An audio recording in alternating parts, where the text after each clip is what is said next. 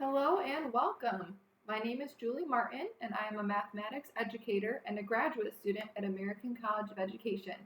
I will be talking about how to create engaging lesson plans for the benefit of all students. I will introduce research-based strategies and incorporate my experience as a middle school math teacher, but the ideas I present are applicable to all grade levels and content areas. Here is an overview of what I will talk about in this presentation. First, I will discuss the importance of creating engaging lessons. I will highlight some general strategies for making lessons more engaging and motivating. I will introduce two frameworks for creating engaging lessons called Target and ARCS. Next, I will talk about considering the diverse students in the classroom and ways to differentiate lessons. I will highlight different assessment types and how that can engage students. I will talk about the research-based strategy of small groups. I will give ideas on how to use technology in the classroom to motivate students. I will provide a connection to incorporating literacy. Lastly, I will provide a lesson example that incorporates several of these elements. Let's get started. First, it's important to talk about why we should care about creating engaging lessons for our students. Regardless of any research, we as educators should want our students to enjoy and connect with their learning. But the research backs this up too. Increased motivation has been linked with positive academic and behavioral outcomes. Also, according to Johns et al., engaged students are more likely to connect with the lesson, have increased academic achievement, and more deeply comprehend classroom content. Clearly, engaging lessons have positive student outcomes, so it should be a priority for educators to create engaging and motivating lessons. There are many strategies for creating engaging lessons. You can start by giving students some more autonomy in the classroom. According to Bamer and Thompson, increasing choice in the classroom increases student independence and motivation. Additionally, Cides and Cuevas found that helping students set specific goals for their own learning increased motivation and academic achievement. Wary and Thompson present some more suggestions. Believe in your students, all of them, and expect that they can learn the material. Students know when you are invested in them and their learning. Connect the learning to real life so it is applicable to students. Involve students in the learning process. Ask them what they want and need to help them succeed. Evaluate tasks, not students. Use positive responses and praise regularly, and acknowledge the difficulty of tasks. One way to create a new engaging lesson or to evaluate an existing lesson for engagement is by using the Target framework. The goal is to promote mastery goal structure, which focuses on student learning in connection to standards, rather than focusing on student performance. The framework encourages lessons that motivate and challenge students. T stands for task. Teachers should include variety and challenge in lessons and activities. A stands for authority. Teachers should help students feel a sense of ownership over their learning. R stands for recognition. Teachers should give individual feedback and praise for progress. G stands for grouping. Teachers should consider changing the layout of the classroom and incorporating individual and cooperative learning, rather than just lecture-style teaching. Lastly, T stands for time. Teachers should consider the pacing of the class and include students in decisions about pacing and time management. This framework provides a helpful lens for determining if a lesson will be motivating to students. Another helpful framework is called ARCS. It is a motivational model that provides a tool to make sure lessons are engaging and motivating. It has been shown to increase motivation and achievement. The A stands for attention. Lessons should captivate and maintain students' interest. R stands for relevance. Lessons should connect with students' interests and needs. C stands for confidence. Teachers should keep students positive about their ability to achieve. Lastly, S stands for satisfaction. Teachers need to provide constant reinforcement for student effort.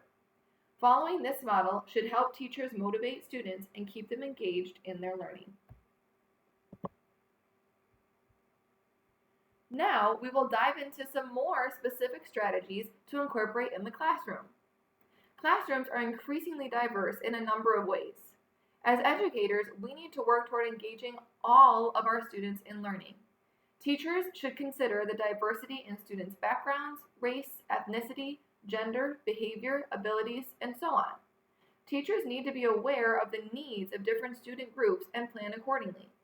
This is a necessity in education, and I believe it is very connected with students' engagement and motivation to learn. Differentiating lessons is one way to ensure students are getting the individualized education they need. Additionally, teachers should embrace multiculturalism in the classroom. Teachers can look for ways to celebrate and highlight students' cultures and backgrounds, such as incorporating authentic materials and providing time and space for students to share their experiences. Culturally responsive teaching has been shown to increase student motivation to learn. Students want to be seen and understood. When they are, they will be more engaged in the classroom. Next, teachers should consider using varied types of assessments. Too often, teachers get stuck using only paper and pencil, sit-down, high-stakes tests. There is a time and place for this type of assessment, but teachers need to use a variety of assessments to give students many opportunities to show what they know.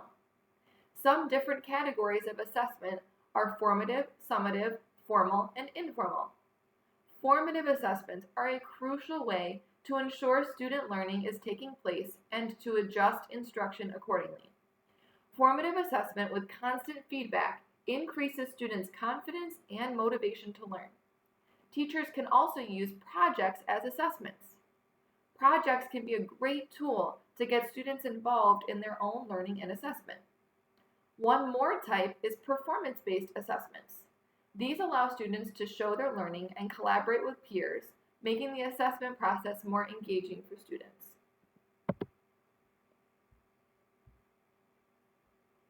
Next, teachers can incorporate the research-based strategy of small group instruction to increase motivation in the classroom. Small groups are an effective way to help students increase their academic skills, especially for struggling students. They help teachers give students more individualized feedback and attention. Small groups provide an easy way to incorporate choice. While the teacher meets with the small group, the rest of the students should have some choices in what they can do. I have found in my experience at the middle school level that students are highly engaged during small group time. I meet with groups of 5 or 6 at a large desk in the front of my room. Meanwhile, the rest of my students have the option to do their weekly required online lesson, complete practice pages in their workbook, or play an educational game online. Students love having a chance to use their laptops during class, which are very monitored, and they also love getting to work in a smaller group of students with me. I have had many students that I struggled to connect with during class who finally open up and get engaged during small group time. Students love the immediate individual feedback I am able to give during small groups. I highly suggest teachers give this a try in their classrooms. Another way to engage students is through using technology. Students usually love using technology in different ways. A study showed that online educational group games such as Kahoot can increase students' exam scores and engagement when used as a tool for review. Additionally, Pechenkina et al. Found that using a mobile app to deliver quizzes was associated with an increase in student engagement and academic achievement. Teachers could also consider having students post on a blog or create a video. Teachers can use their own technology to show fun videos, display student work, and clarify expectations. Students can play individual games or complete lessons through online websites on their own laptop. Teachers should always be intentional about allowing students to use technology and have specific parameters. Make sure students understand the expectation and do not just turn to technology when you run out of things to do. Use it as a tool to motivate and engage your students. The last strategy I will discuss is incorporating literacy into all subject areas. This may not immediately sound engaging, but literacy development is a crucial part of student growth, and all teachers should be incorporating it into their curriculum. So why not make sure to do so in a fun and engaging way? Literacy can be used as a tool across subject areas to help students learn. One idea is to have students write a poem about different topics within content areas. Also, Kitchakarn points out that blogs can be a fun and motivating way to engage students in writing. Teachers can find different ways to engage students with reading and writing in every subject area. Teachers can incorporate vocabulary games, writing activities, and reading challenges to motivate students to learn, while also incorporating literacy skills at the same time.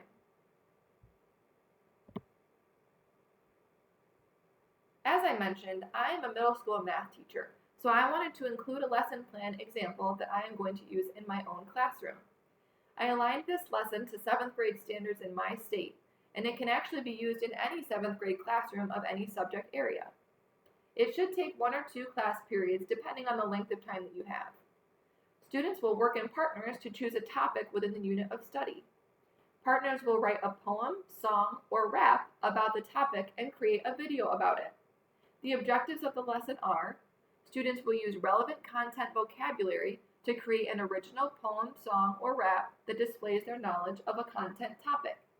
And students will incorporate their creation into a video that introduces the topic, explains their creative process, and presents the poem, song, or rap.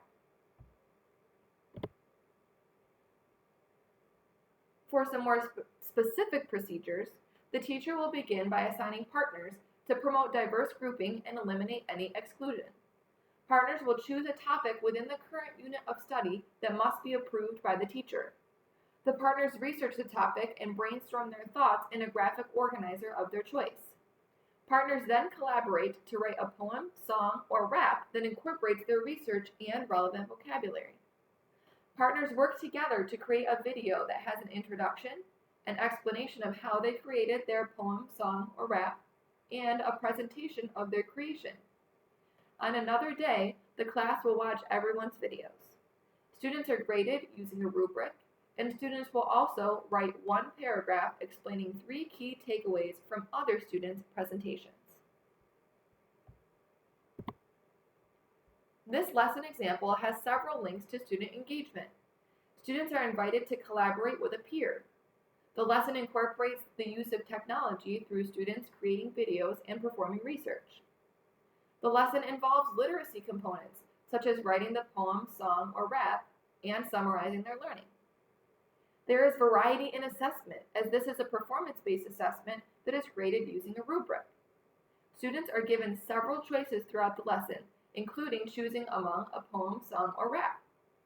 Teachers could still reevaluate this lesson plan using target and arcs to create improvement for specific classrooms depending on the grade level and subject area. I will wrap up with some final thoughts on engagement. Students deserve to receive an engaging education. Planning engaging lessons may take extra time and effort, but it is worth it to see students thrive and succeed. There are many ways to make lessons more engaging. Some examples I have used include using frameworks like target and arcs, incorporating technology, giving students choices, varying assessment types, using small groups, and considering your diverse students. I hope that these recommendations are useful and help other educators create more engaging and motivating lessons. If you are an educator, consider these questions. How do you make lessons more engaging for your students? Do you have any different strategies to share? Thank you so much for watching this video. I truly hope it was helpful and invite you to think about engaging your students in lessons in the future. Here are the sources I used throughout the presentation. Have a wonderful day.